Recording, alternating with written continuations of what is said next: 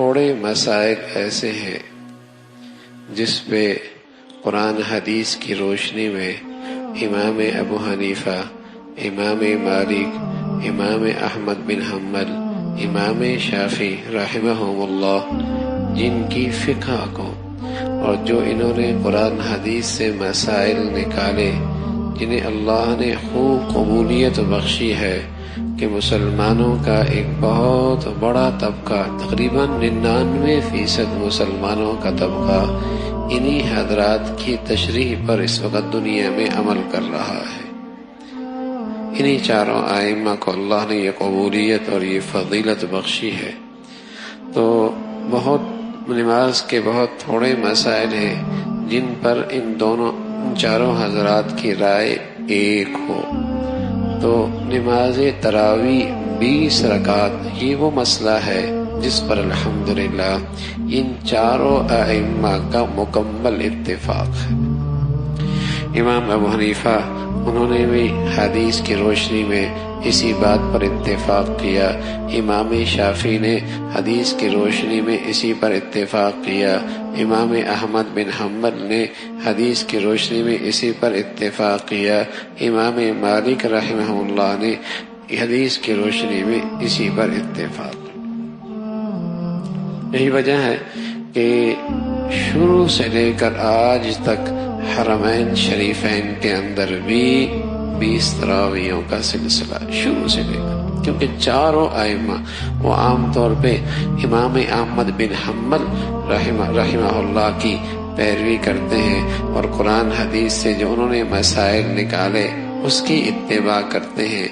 تو پہلے وہاں 4 مصلی ہوا کرتے تھے چاروں ائمہ کے، بعد میں پھر ایک امام کی مطابق وہاں نماز کا سلسلہ ہوا، لیکن الحمدللہ شروع سے لے کر آج تک وہاں 20 رکعت کا اہتمام ہے، اس لیے کہ یہ وہ مسئلہ ہے نماز کا جس پر چاروں ائمہ کا اتفاق رہا ہے، چاروں ائمہ کا اتفاق رہا ہے۔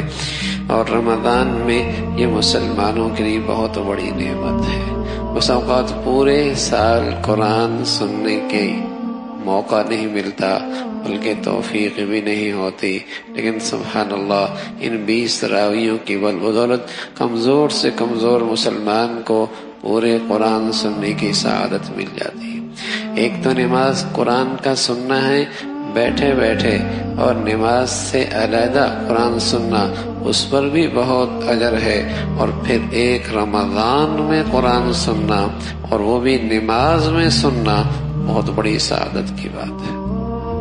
تو اس نعمت کی بدولت عام سے عام مسلمان کو بھی یہ سعادت ملتی ہے کہ وہ رمضان کے اس مقدس مہینے میں پورا قرآن سن لیتا ہے، پورا قرآن سن لیتا ہے۔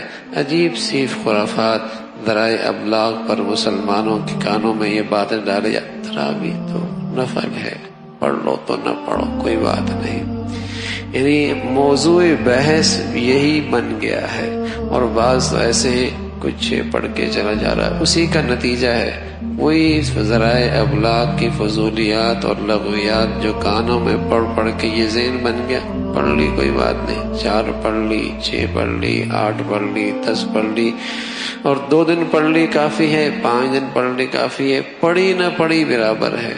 پہلے مسلمانوں میں یہ چیزیں نہیں تھی، اور کثرت سے چونکہ ارد گرد کانوں میں اس قسم کی خرافات پڑتی رہتی ہیں، تو اس عبادت کی عظمت اہمیت دلوں سے نکلتی چلی جا رہی ہے۔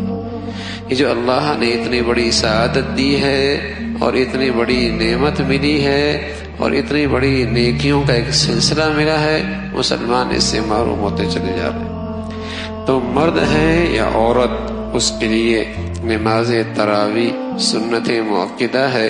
ہاں، حضرت عائشہ رضی اللہ تعالی عنہا، اللہ کے نبی صلی اللہ علیہ وسلم نے حضرت عائشہ سے فرمایا، عائشہ بیت اللہ کے اندر نماز پڑھنا چاہتی ہو؟ کہا یا رسول اللہ کیسے؟ فرمایا اپنے حجرے کے اندر نماز پڑھ لو، یہ ایسا ہے جیسے بیت اللہ کے اندر نماز پڑھ رہی ہے۔